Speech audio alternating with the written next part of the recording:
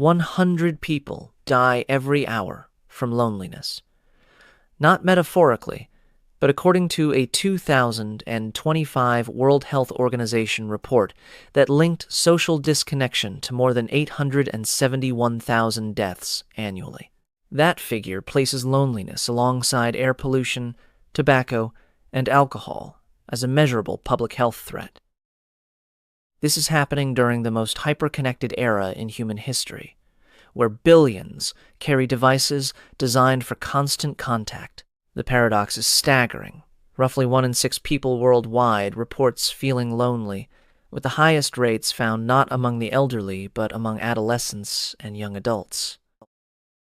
In the United States, 57% of adults qualify as lonely according to a 2025 Cigna survey, while Gallup found 1 in 5 Americans experiences loneliness daily.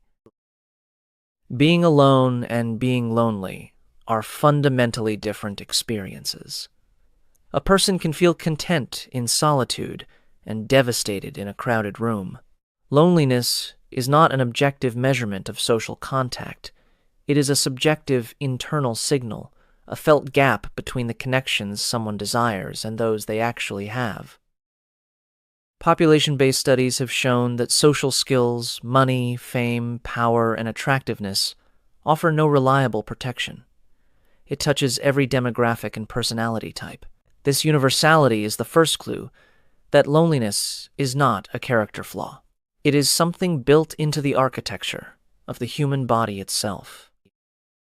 Loneliness is a bodily function, as fundamental as hunger. Hunger draws attention to physical needs. Loneliness draws attention to social ones.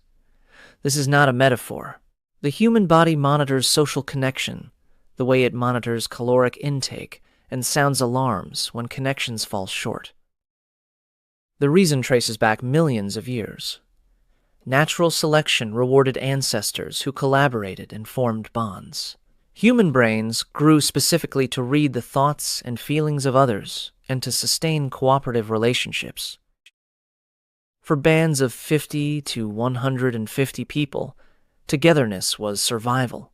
Securing calories, staying warm, and raising offspring were practically impossible alone.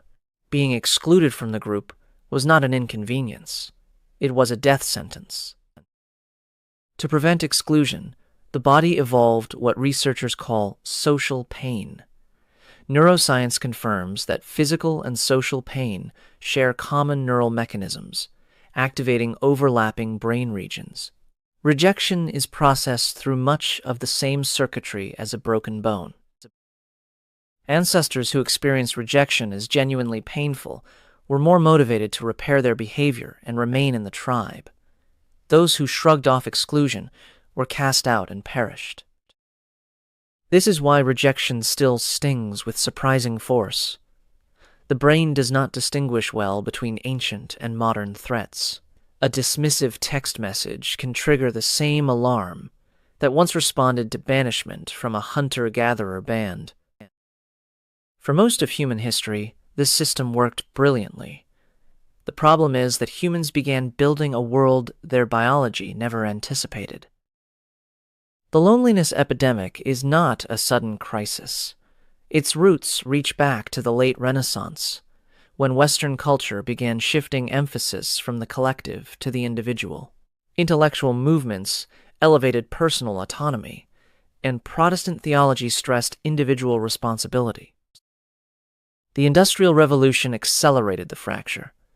People abandoned villages they had inhabited for centuries, migrating to factories and cities where traditional communities dissolved.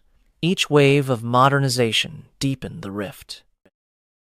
People now move vast distances for jobs, education, and relationships, leaving social networks behind. The mean number of close friends among Americans dropped from 3 in 1985 to 2 by 2011. Recent data suggests 2 in 10 adults now have no close friends outside family, compared with just 3% in 1990. Most people do not choose loneliness. They stumble into it.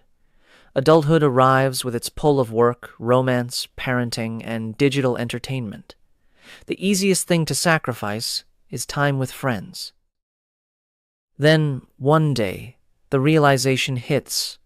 Close relationships have quietly evaporated. Building new ones in adulthood is notoriously difficult, and so occasional loneliness calcifies into something chronic.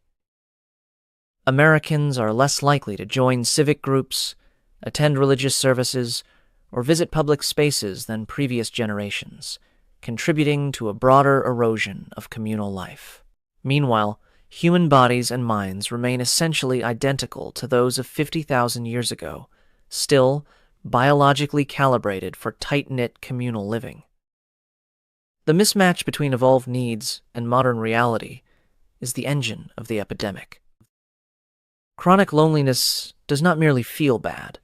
Large-scale studies have shown it accelerates aging, weakens the immune system, makes cancer more deadly, and hastens Alzheimer's progression.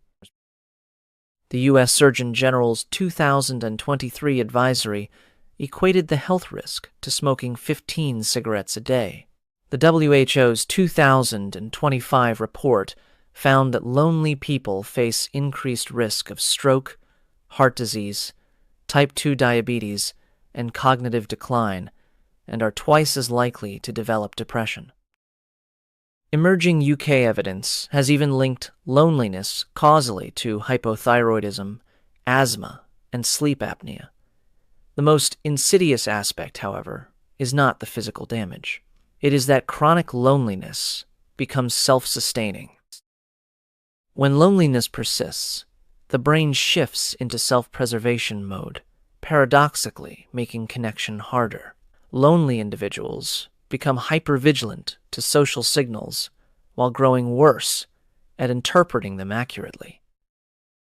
The brain's facial recognition systems fall out of tune, becoming more likely to categorize neutral expressions as hostile. Attention sharpens toward others, but understanding degrades. The world begins to look threatening. Self-protectiveness increases, openness decreases, and a person can appear cold when they are actually desperate for warmth. This creates a vicious cycle with devastating momentum. Isolation breeds sadness, which triggers selective attention to negative interactions, which distorts thoughts about self and others, which leads to social avoidance, which deepens isolation. Phone calls go unanswered. Invitations get declined until they stop coming, and the internal narrative becomes one of exclusion. This creeping process can unfold over years and culminate in depression. The first step toward breaking free is deceptively simple, recognizing that loneliness is a completely normal, universal feeling, not a source of shame. Every person alive has experienced it. Treating it as a personal deficiency only strengthens its grip. Instead, it can be understood as a biological signal, no different from thirst, indicating a fundamental need is unmet. Once acknowledged without judgment, the mechanics of the trap become visible. Is the focus falling on negative interactions? Was that exchange with a colleague actually hostile or merely brief? Did someone say something unkind, or was extra meaning layered onto neutral words? Perhaps they were not reacting negatively, just short on time. Is there a pattern of entering social situations having already decided how they will end? A habit of assuming others do not want you around? A reflexive avoidance of vulnerability?